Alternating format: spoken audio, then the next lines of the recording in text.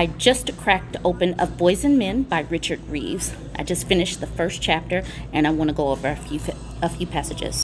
So this book is speaking about the crisis of boys and where they are struggling somewhat. And this first chapter is speaking about education.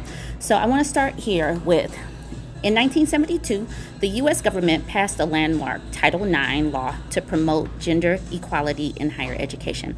At the time, there was a gap of 13 percentage points in the proportion of bachelor's degrees going to men compared to women.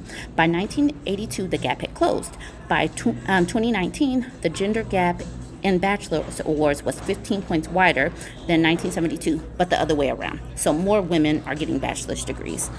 The underperformance of boys in the classrooms, especially black boys and those from poor families, badly damages their prospects for employment and upward mobility. Reducing this inequality will not be easy given the current trends, many of which worsened during the pandemic.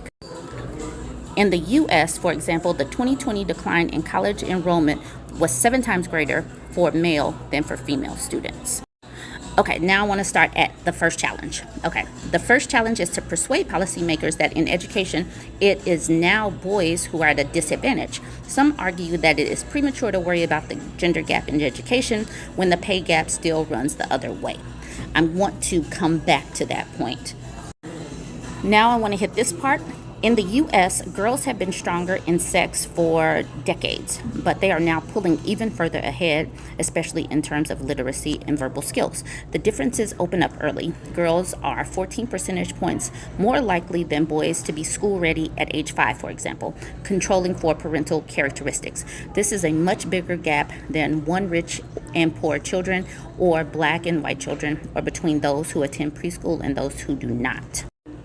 And then, by high school, the female lead has solidified. Girls have always had an edge over boys in high school grade point average, even half a century ago when they surely had less incentive than boys given the differences in rates of college attendance and career expectations. But the gap has widened in recent decades. This is the last piece before I start doing my analysis. Pink campuses.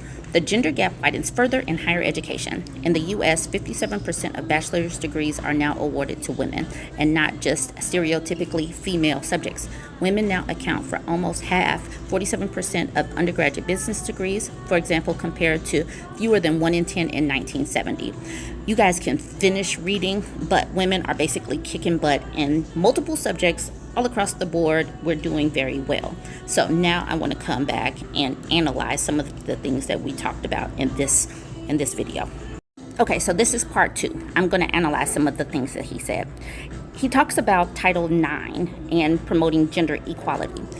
We had to do this because women and girls were kept out of educational prospects.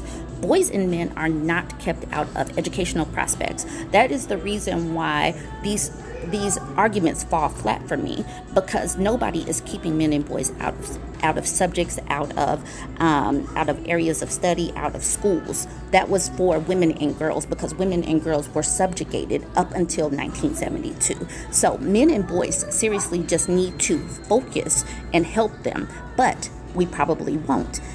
They probably won't. And my next argument, it shows why. He was talking about the gender pay gap. The gender pay gap is important because typically women have dominated education because that was one of the fields that women could go into. And so women as teachers have been undervalued and underpaid. We do need more men to go into teaching and other subjects and other areas that might typically be female focused, but we won't, because women are typically underpaid and have been. So when we talk about the pay gap, we would need to make that pay gap right in order to funnel more men into these helping careers.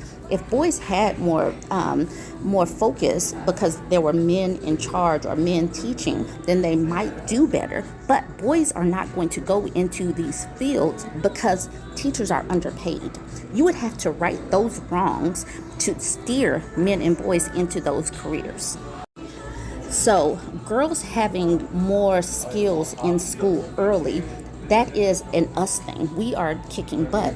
So he's making this argument, but it will continue to fall flat because it's like he needs everybody to encompass boys and men in order to right this wrong, where this is a wrong that men at society level, at a cultural level, need to fix for themselves. And it will fix itself if men started implementing policies, but you would still have to pay women more as teachers in these fields in order to get men to funnel into it. So that was my point before this. These things can be tackled, but we have to get to the point where we acknowledge that women have been underpaid and undervalued in society up until this point. You guys go ahead, read through some of these things, and tell me what you think in the like, comment, share. Tell me what you see as far as this first chapter.